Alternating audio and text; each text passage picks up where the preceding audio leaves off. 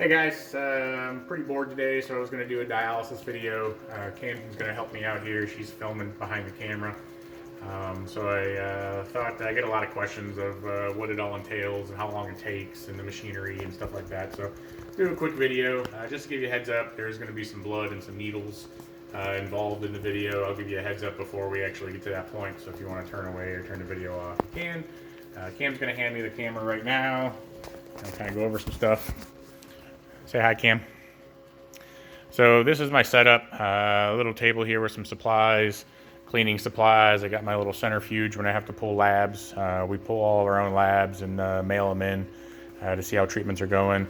This is the dialysis machine itself. So down on the bottom down here, it's full of dialysate.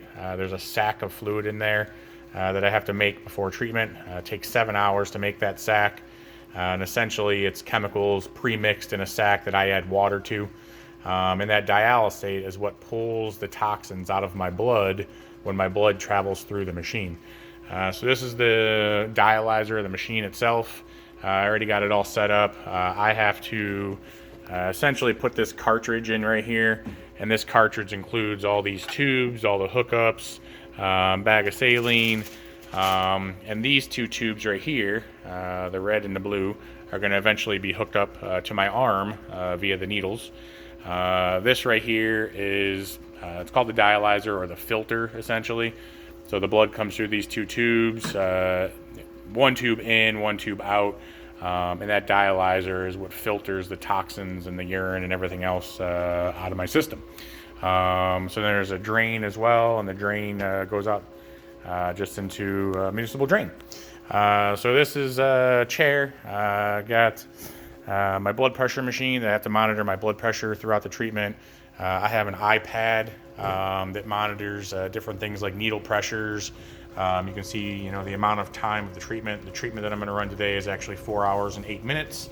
And then there's some other numbers with how fast that it pulls and how much dialysate it uses and so on and so forth. And that'll be up and running as soon as I start the treatment, start the machine.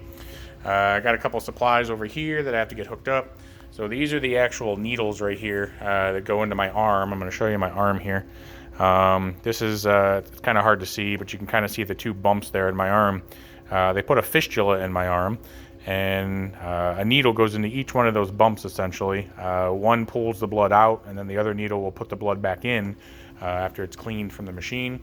A couple of different meds here. I got a syringe of heparin. I got a couple of syringes to flush the needles once I get them in.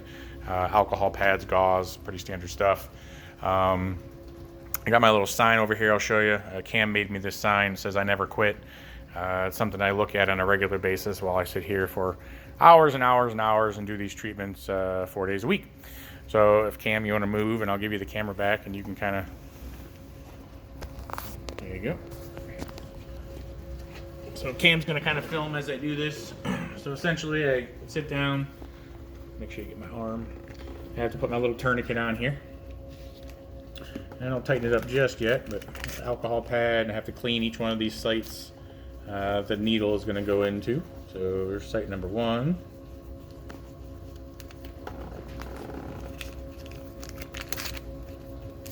Site number 2. My arm gets pretty sore from sticking these needles in the same spot in my arm over and over again, but part of the process to keep me alive, I guess. So I have this little Chex pad down here, and this pad here will absorb any kind of spills or blood or little sprays and stuff. It can get messy. I'm getting pretty good at it now to where I can do it pretty quickly and not get blood all over the place, but things still happen. Clamps are unclamped, or you forget. There's so many little steps to keep the blood basically in your arm. Sometimes you get tired, you don't feel very good during these, and you make a mistake, but generally I'm pretty good, and it stays pretty clean. But I'm going to tighten this up now, which is essentially going to make this a little stiffer, a little easier to get the needles in. This is the actual needle itself. So I'm going to pull the cap off to give you an idea. That's the needle that has to go into my arm, and I stick it into my arm myself. So if you want to look away, now would be the time to look away, but I'm going to go ahead and stick this needle in my arm now and kind of get it started. So Cam will hold the camera here, and this does not bother Cam. Cam is one of my daughters that enjoys helping out, and she sets all this stuff up for me. And the needles and blood did not bother her. She is a huge help at times. A lot of times I have to do this by myself, but if she's available, she always helps me out, which is great. But I'm going to go ahead and stick the needle in myself. If you want to watch, feel free. If you want to turn away, go ahead and turn away now. Here we go. It's going to make a little fist and place the needle in. You can kind of see it goes in real easy. The little blood there kind of starts. This particular needle I have to flip over all the time so it flows properly. Just going to kind of hold it there like that. It's hard to do with one hand, but you learn a couple tips and tricks. I already pulled some tape over here, so I have all my tape pulled to tape these things down. So you got to tape them down so they don't move around and pull out during treatment. There's actually quite a bit of pressure behind that, and I have, during treatments, had them come out or at least come partially dislodged, which creates a problem. So I just got to essentially prime the tube. So I'm going to open this up, which flows the blood in, and close it down, and then clamp that. So in case the cap comes off, I don't bleed out. So this is essentially, this fistula here is an artery and a vein that they joined together in a surgery that I had. And if you were to poke a vein over and over and over again, it'll eventually collapse. So the surgery they do to create the fistula in my arm prevents that from happening. So I can poke this site over and over and over again and continue to use this. So second needle going in. So this one I don't have to flip for some reason. It seems to flow fine without having to turn it over. So kind of the same thing. I'm going to tape it down here real quick.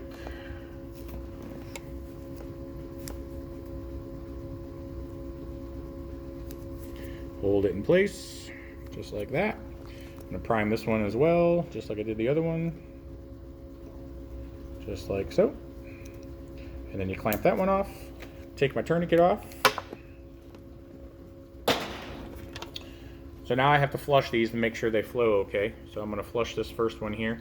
Basically pull the cap off. This is just a syringe filled with saline. Hook it up, unclamp.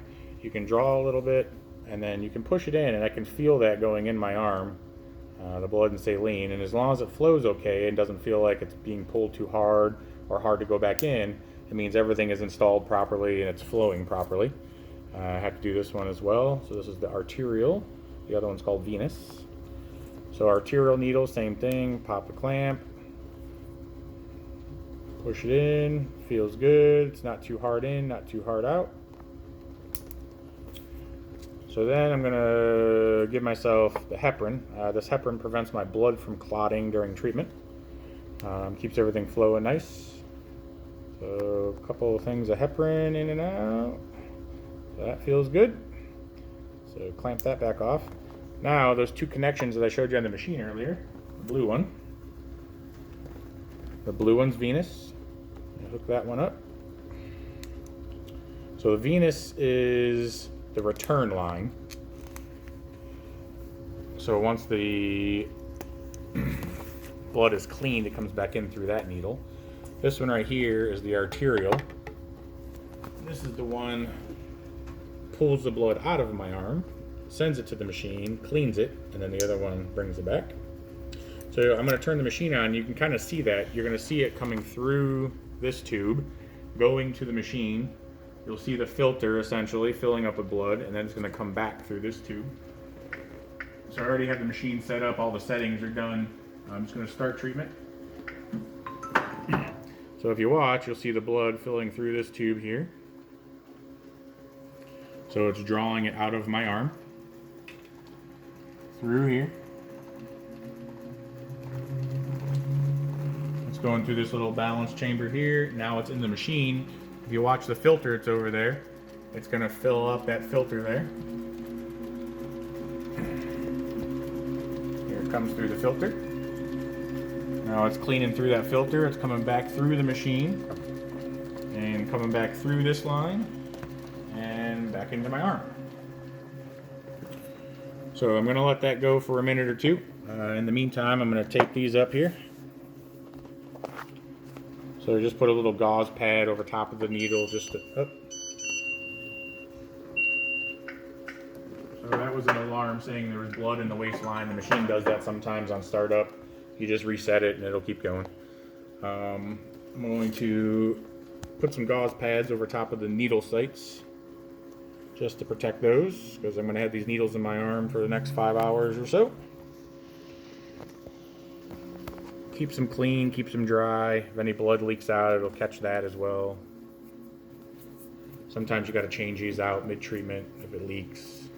Doesn't happen very often though. These needles seem to be pretty good and don't do that too much like the older needles do.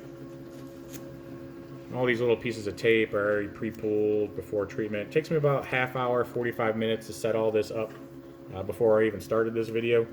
I got to put the cartridge in the machine and all that good stuff and get all the lines pulled. This little port over here that I have, I monitor my blood pressure throughout treatment. And this little port is hooked up to this bag. So if I need to give myself saline during treatment, I certainly can. It'll help raise my blood pressure if it falls too low. I also administer meds. There are certain times that I take an iron supplement that I give in this port, that I can give myself that as needed if my hemoglobin is too low. Other than that, I'm going to tape these lines together here so things kind of stay organized.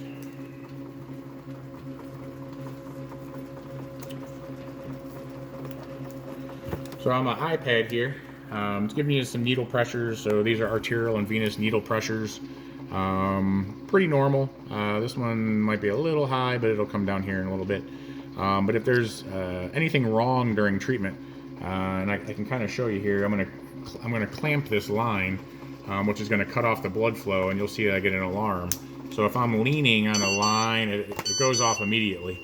So the equipment's real sensitive, and does a good job. If I screw something up, if I fall asleep and lean on a line, or if a needle's coming dislodged, it stops treatment and kind of prevents any type of injury, any air in the lines. It just detects all of that. But pretty good system they have here. They originally used to have to write all this stuff down on paper. Now the iPad logs it all, and I don't have to do a whole lot. It all is stored in the iPad. So as of right now, treatment's rolling. Oops, sorry.